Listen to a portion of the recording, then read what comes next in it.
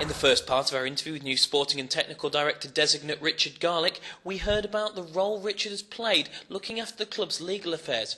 But the truth is, Richard could have ended up taking a very different career path altogether. Back in the day, 14, I signed my schoolboy forms at Rotherham United and played there. I was always torn between whether I was going to go down a football route or an academic route. And at 16, I decided to extend my schoolboy forms until I was 18 rather than I got offered what was a YTS at the time.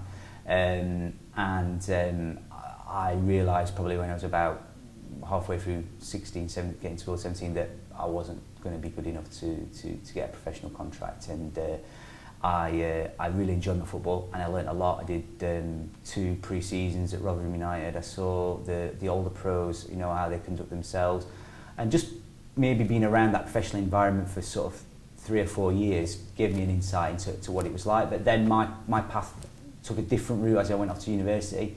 But I carried on playing football there, played for university for 3 years, and then came back and played a bit of non-league football. But gradually, as my legal career sort of taking off, the football became more and more amateur and more of a pastime really, until my legal career then took me back towards into football as I started dealing with more sports disputes and football related disputes, until the point where by the time I left the legal profession I developed quite a good little sort of sports law expertise, which helped me get the job that I got here. So I've kind of come full circle in a way from but yeah, football's always been an important part of my life. I've always been in and around it to a certain or lesser degree.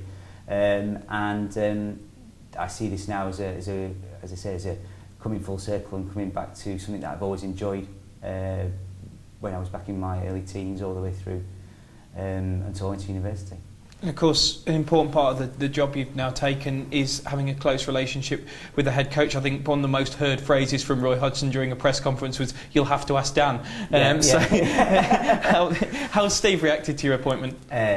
Yes, Steve. It was important when we were discussing me taking over the role that Steve was happy with that. Not happy, but confident in that the club was making a good decision. You know, it's a very important relationship that we've got. I've worked with Steve over these last 6 months now. I was there when we appointed him. Was on the interview panel when we appointed him. And yeah, you know, we've got on great. The fact that he was enthusiastic about it was a big plus for me. I spoke to him 2 or 3 times before we formally announced it, to just have a face-to-face conversation about it, get his thoughts on it, get his thoughts on the role and how it was working and where the club was and moving forward. Yeah, he was very positive. He was very pleased. In fact, it was kind of refreshing to feel that I was being accepted by him, but also by other members of staff as well. But again, maybe that's something that I shouldn't have been too fearful about, because I've been working with them for so long that it was going to be quite a smooth transition, and it has turned out to be. The reaction from everybody at the club has been really, really positive. You've almost been thrust into it at the busiest time, if you like, yeah, for a sporting and technical director. How much involvement are you likely to have in this current transfer window?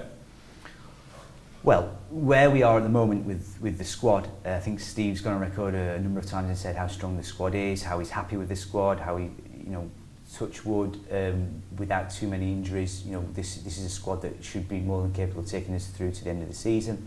And he's clearly shown that it's a squad that's more than capable of competing at the top end of the Premier League rather than the middle to the bottom end of the Premier League. So I'm not foreseeing too busy a transfer window. At the moment, you know, we're more than happy with the squad. I don't think it's going to be too busy a window for us, unless things change. You never know in football.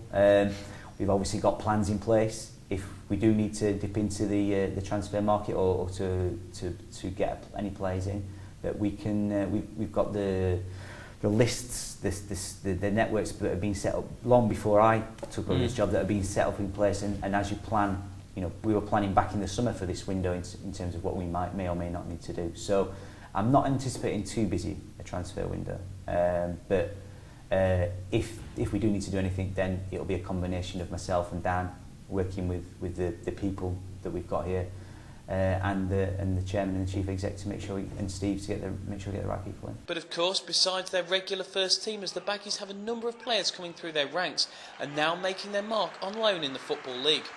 And Rich admits that it's reassuring to see the academy producing such an array of talented youngsters. It's a great position to be in where teams in the Championship and Division 1 and Division 2 are wanting our players that are 18, 19, 20. It's testimony to the academy and to the work that Mark Harrison, Jim Shannon and David Oldfield are doing in bringing those players through. We can still work on getting more and more players through. We've had a really good last few months with Chris Wood, albeit he's not necessarily broken to the first team here, but the fact is that he's gone over to Leicester and before that at Millwall, and he was scoring goals for fun in the Championship, which is, if we're producing players that are doing that's a big pat on the back for the academy and for the development squad. The fact that George Thorne has broken through, did so well at Manchester United, and then again against QPR, it's great for him that he's got a chance, and that Steve's got the confidence that he can continue with George and doesn't need to go into the transfer market to necessarily go and replace or bring an extra body in. It's the academy at the end of the day, we've invested heavily in it. We've secured our Category 1 status. We've got the facilities, we've got the staff, we've got the structures in place. We just now need to kick on and start producing those 1, 2 or 3 players season on season to supplement that first team squad that we've got.